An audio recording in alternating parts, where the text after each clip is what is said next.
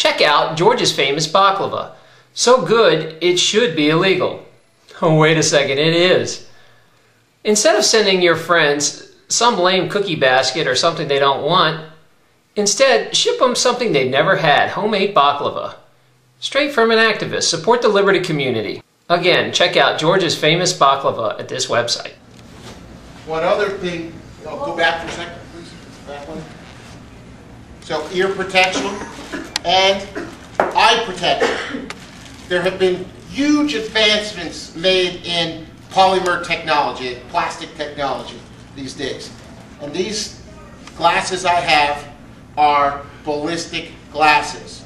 If somebody shoots me and hits me in the eyes with a .22 Magnum round, it's going to defeat that round. If somebody hits me with a 9mm round, it's likely to defeat that round. It's going to hurt like hell, but I might not lose the eye. If somebody hits me with something worse, problem. But for spall, for explosive material, for debris, you don't want to get things in your eyes. So that's why I chuck out some stuff like this. This is really good stuff. It's made by a company called ESS, Eye Safety Protection. And there are goggles that the SWAT teams and the military... Denied. That guy's good.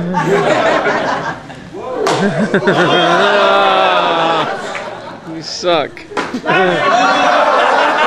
Oh, I'm sorry. This one is called the Ice 2X Narno. 2 complete eye shields enclosed. Authorized protective eyewear.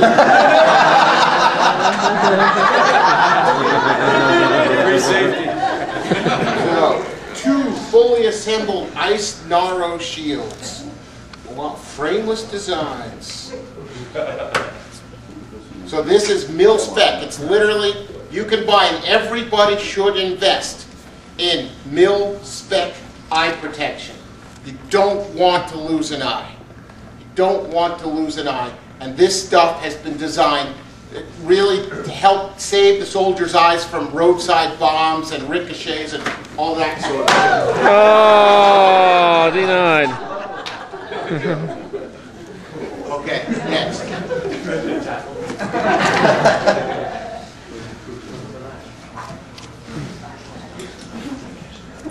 We just want to make sure you're not giving the knives away that way.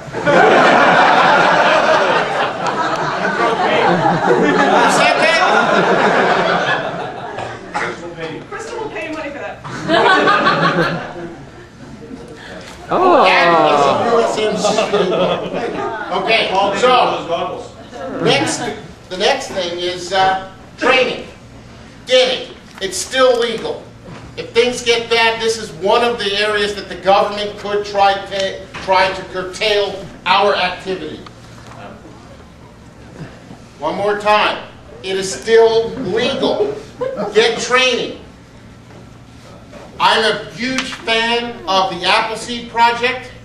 If you're not aware of it, go meet the people out there, sign up, and get out there and learn how to become a rifleman. And it's cheap. It's a cheap way to really gather, and hone skills that could save your life or the life of your family, friends, or loved ones. Go to a real gunfighting school as well. There are some amazing academies out there, such as the Gunsight Academy out in Arizona, the Smith & Wesson Academy down in Massachusetts, and we are very lucky here in New Hampshire. We have the SIG Academy right over in Exeter. There are a few other great places around the country. Lethal Force Institute, Frontsight I've heard some pretty good things about. These are much more expensive, but they have carbine classes, they have long-range classes. I recently went to something called the Precision Rifle Workshop out in Wyoming on a military base. We are shooting targets out at 1,200 yards. I can now project my will at 1,200 yards with my 300 Win Mag in a 27-mile-an-hour wind. So I'm not that good a shot, I was listening to my instructors. I was practicing. I got the right tools, and I did what they told me. That's a great way to learn. You still can do this today. Figure out how to make the investment. It's well worth it, and it's fun. I tell you, I was down in North Carolina at a Navy SEAL training camp, and run by SEALs, former SEALs, and we are shooting with the ARs going forward and backward and on the 45s and to the sides, and the highlight of the day was getting into the Humvees and driving down the range, pop, pop, pop, pop, pop, pop. That's where a laser really comes in handy. I mean, just to keep it on target there. And then you'll learn how to, rather than reload, it's much easier to stow the rifle and transition to handgun to finish up the rest of the line.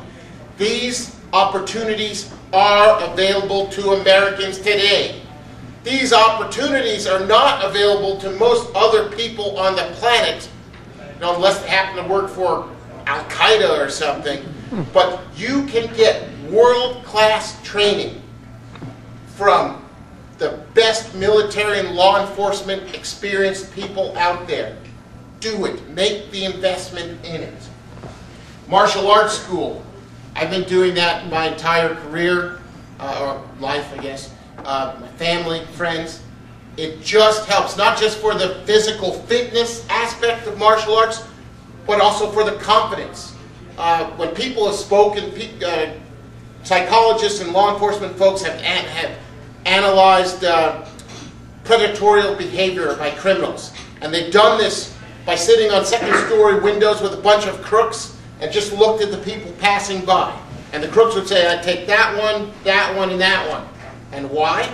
Because the people were oblivious, they looked nervous, they were afraid or scared, or they looked lost or stupid. And when you get this training, when you practice, you get the confidence. You don't walk like that. So you can be a 5'2" skinny woman with a limp, but if you are proud and capable and you reflect that in your demeanor, the predators are more likely not to attack you. And that's what we want. None of us wants to be in a fight. And the ability to dissuade that predator, that bad person, from addressing you is what we want. Knife fighting schools. These are painful. But they are. Yes, they are. But they are amazing. And most people, how's it go, Tony? The guy with the knife versus the guy with the gun, 21 feet? Yeah, tool drill. Right. So a person with a knife can typically injure, maim, or kill a person with a holstered sidearm if the person with the knife is within a 21-foot diameter. Meaning from a go, so the person realizes that there's a threat coming, says, uh-oh, takes his position, reacts, goes for his sidearm or her sidearm, presents, and engages the target. The bad guy with the knife might be there already. Sometimes it's faster to just have a knife, or just it's good to know how to knife fight. You're out of ammo and that's all you got, because you can transition to a stick, knife, hand-to-hand, same sort of technique. There are some very good knife fighting schools out there. It's a good skill to know. It does hurt a little bit, and you'll bleed a little bit. So the point is, invest in your family. Invest in the training, invest in the practice. I hope to God that none of us are ever called to use it.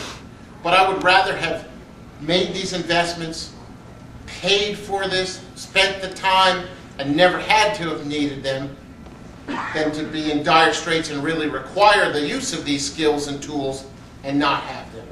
Could you imagine how terrible any one of us would feel if one of our friends or family were injured, killed, or something bad happened to them, and we were not able to do it just because we were completely unprepared?